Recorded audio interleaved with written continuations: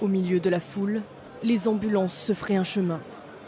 Après l'attentat qui a fait plus de 100 morts à Kerman dans le sud de l'Iran cet après-midi, de la fumée s'échappe près de la tombe du général Qassem Soleimani, homme clé du régime, dont les Iraniens célébraient le 4e anniversaire de la mort lorsque la double explosion a eu lieu.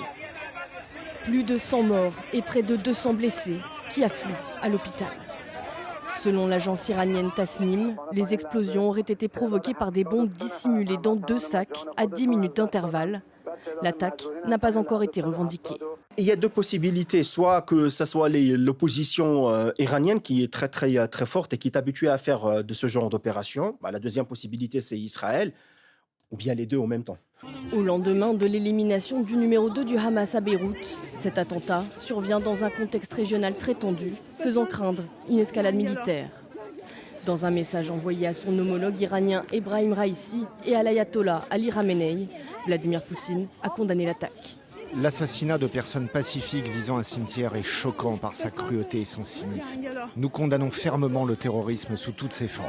Dans un communiqué, l'Union européenne a elle aussi condamné l'attaque et exprimé sa solidarité avec le peuple iranien. Le gouvernement a décrété que demain serait une journée de deuil dans tout le pays.